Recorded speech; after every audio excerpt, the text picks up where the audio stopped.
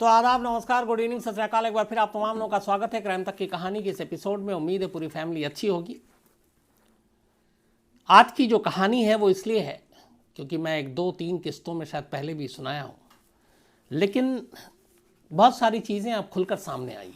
Enforcement directorate यानी कि ED के एक जो चार्जशीट है उसके ज़रिए ठीक पूरी कहानी और बहुत इंटरेस्टिंग है। आपको इसको इसीलिए मैं सुना रहा हूँ, लेकिन उसको सुनाऊँ उससे पहले दो तीन बातें।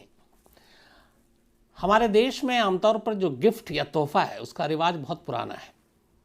तोहफा एक दूसरे को हम देते हैं, लेते हैं, लेकिन कई बार तोहफा लेना देना या गिफ्ट लेना देना एक तरह से हमारे यहाँ एक रिश्वत का भी कल्चर है। ख़ासतौर पर कई ऐसे त्यौहार आते हैं जब आम तौर पर कोई किसी को देने में हिचकता है कि यार पता नहीं लेगा कि नहीं लेगा, लेकिन त्यौहार के नाम पे आप बड़ी आसानी से उसे आप रिश्वत दे सकते हैं तोहफा बताकर। अमूमन हम तोहफा उन्हीं से लेते हैं जिन्हें हम जानते हैं, हमारे अपने होते हैं, हमारे करीबी रिश्तेदार। अब अनजान आदमी आपको तोहफा देगा नहीं, और अनजान आदमी से आप तोहफा लेंगे क्यों? या तो फिर आप लालची हैं, या मतलबी हैं, या कुछ मतलब है। आज की कहानी की बुनियाद ही लालच पर है। सुकेश चंद्रशेखर आज के ज़माने का सबसे बड़ा ठग, अगर मैं कहूँ इस दौर में जिस वक्त हम लोग जी रहे हैं, शायद इससे बड़ा ठग नहीं हुआ। जो उसकी कारस्तानियाँ हैं, जो उसकी कहानियाँ हैं, ये बताती हैं कि कितना शातिर शख्स है। जेल में रहकर जिसने 200 करोड़ का तो सिर्फ कहानी सामने आई है, जिसने रैन बैक्सी और मैक्स के एक्स प्रमोटर शिवेंद्र सिंह से, उनकी पत्नी से लिया। बट ऐसी न मालूम खुद जो पुलिस के लोग हैं, ईडी डिपार्टमेंट के लोग हैं, वो कहते हैं ऐसे न मालूम कितने बड़े बड़े लोग हैं जिनको ये ठग चुका, और वो शर्म के मारे या फिर उनकी भी मजबूरियां हैं कुछ, कितने सारे पैसे कहाँ से आए, फिर हिसाब देना पड़ेगा, लेन देन तो आ ही नहीं सामने। इसके पास इतने पैसे थे कि इसे समझ में नहीं आता था खर्च कैसे करें, और यहीं से ये कहानी शुरू होती है। आपको पता है कि सुकेश चंद्रशेखर जो तिहाड़ की रोहिणी जेल में बंद है 200 करोड़ के घोटाले में, ठगी के मामले में, home minister, law secretary, prime minister office से अलग अलग मोबाइल ऐप के ज़रिए फ़ोन पे बात करने वाला, चूना लगाने वाला। अब कहानी आई कि जैकलीन फर्नांडिस और नोरा फतेही, दो हीरोइन, आपको पता है नाम है, एक उसके बाद एक श्रद्धा कपूर का भी नाम आ रहा है, एक हरमन का भी नाम आ रहा है, एक और कोई एक्टर है। लेकिन आज कहानी जैकलीन और नोरा की। ये दोनों कैसे सुकेश से मिले, कहाँ मिले, उसके बाद क्या क्या हुआ। बात इसी साल फरवरी की है, 2021 की। जैकलीन फर्नांडिस जानी मानी हीरोइन है, तो उनका अपना एक मेकअप आर्टिस्ट है और उसका नाम है शान मुथाथिल। शान के पास उसके मोबाइल पे इसी फरवरी में 2021 में कॉल आना शुरू होता है। अब वो देखता है, कॉल उठाता नहीं है शुरू में, लेकिन फिर वो चेक करता है ट्रू कॉलर से, तो पता चलता है कि ये तो मिनिस्ट्री के नंबर हैं और दिल्ली से आ रहे हैं, वो भी होम मिनिस्ट्री का नंबर है, यानी अमित शाह के दफ्तर का। फिर एक दिन फ़ोन उठाता है तो बताता है सामने वाला कि मैं होम मिनिस्ट्री में हूँ और जैकलीन फर्नांडिस से बात करनी है।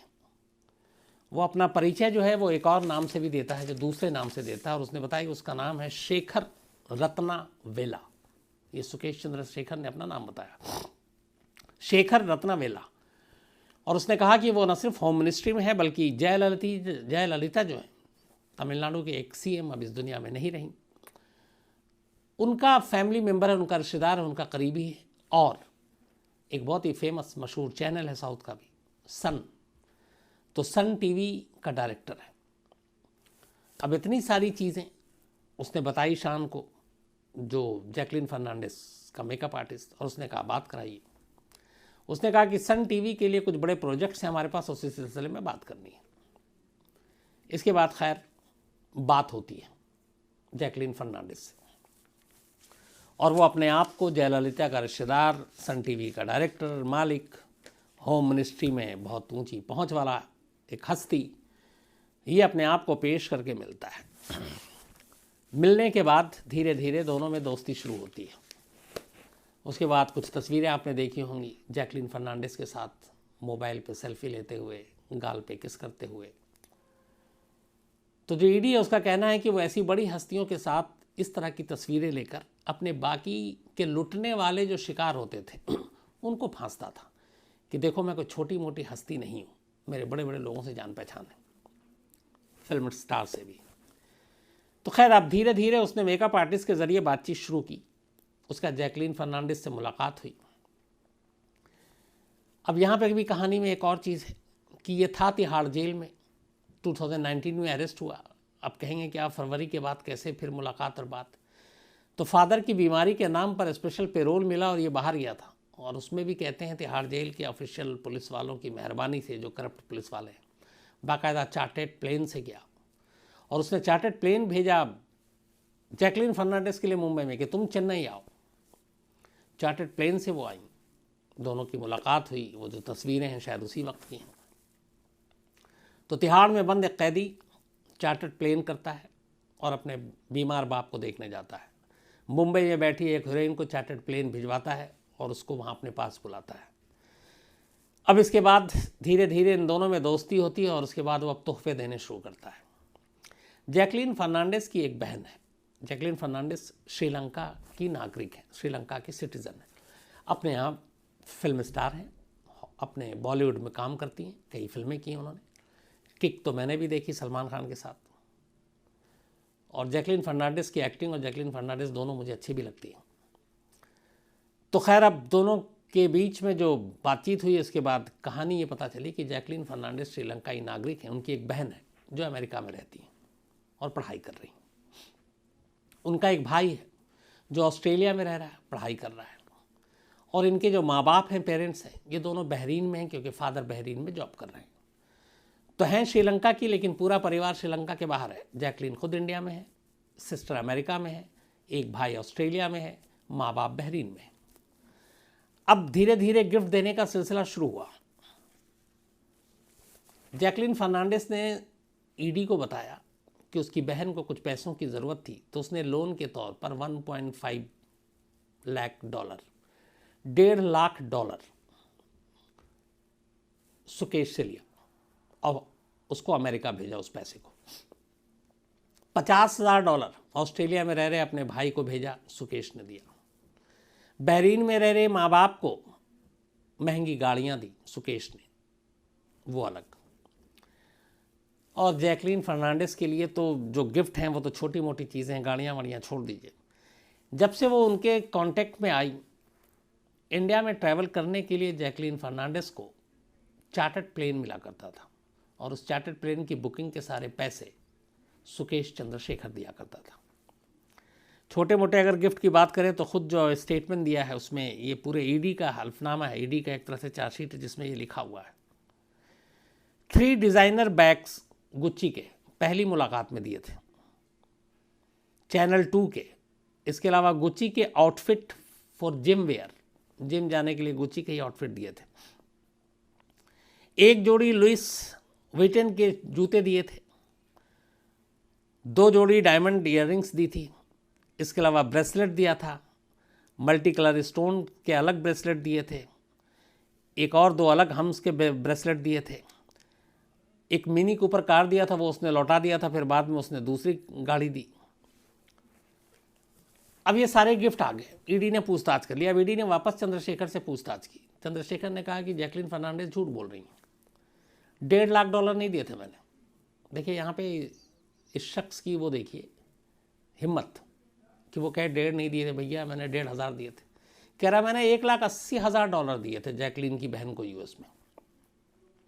जैकलीन ने अपने भाई के बारे में नहीं बताया कि $50,000 दिए, तो उसने कहा मैंने उसके भाई को भी $50,000 दिए हैं, उसके माँ बाप को गाड़ियाँ भी दी हैं। ये खुद बोल रहा है। तो अब ये सारी चीज़ें तो हो गई, लेकिन अब साथ में जैकलीन फर्नांडिस से वो क्यों मिलना चाहता था, क्यों दोस्ती करना चाहता था, इसको लेके 2 चीज़ें हैं। एक, फिल्म इंडस्ट्री में अपना दबदबा दिखाने के लिए ऐसी हीरोइन के साथ तस्वीरें ताकि दूसरे मुर्गे को फांस सके। दूसरा, कहते हैं कि जैकलीन फर्नांडिस को उससे प्यार हो गया था। हालांकि सुकेश चंद्रशेखर के वकील का यह भी कहना है कि जैकलीन फर्नांडिस को भी सुकेश से प्यार हो गया था और दोनों मिलते थे। अब जो नया खुलासा हुआ वो ये हुआ कि सुकेश चंद्रशेखर अब इतने लूटे उसने पैसे, कोई हिसाब नहीं। उसने जैकलीन फर्नांडिस से कहा था कि तुमको सामने रखकर एक फिल्म बनाएंगे, और उस फिल्म का बजट होगा 500 करोड़, 500 करोड़ की फिल्म। सुपर हीरो की फिल्में तो बहुत बनी, तुम सुपर हीरोइन होगी लीड रोल में और तुम्हारे ही इर्द गिर्द ये पूरी फिल्म होगी। और इसके लिए बाकायदा हॉलीवुड के जो वीएफएक्स आर्टिस्ट हैं उनको हायर करेंगे, हॉलीवुड के नामचीन डायरेक्टर प्रोड्यूसर इसको हायर करेंगे, बल्कि इंडिया में भी जो है प्रोड्यूस करेंगे हिंदी फिल्मों में। और 3 सीरीज में ये पूरी फिल्म बनेगी।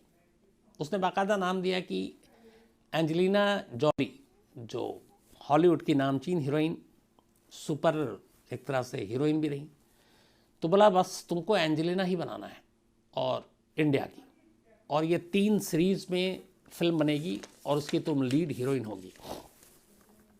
बाकायदा उसने कुछ हॉलीवुड के ऐसे जो वीएफएक्स आर्टिस्ट और सबके उनके मेल आईडी और ये सब भी दिए, और वो खुद उनसे बात भी करता था, मतलब खुद ही हॉलीवुड का वो बनकर। तो उसने इस तरीके से भी लालच दिया, और उसे पता था कि जैकलीन फर्नांडिस के पास फिल्में बड़ी कम मिल रही हैं, इतनी ज़्यादा है नहीं, पैसों की भी ज़रूरत है।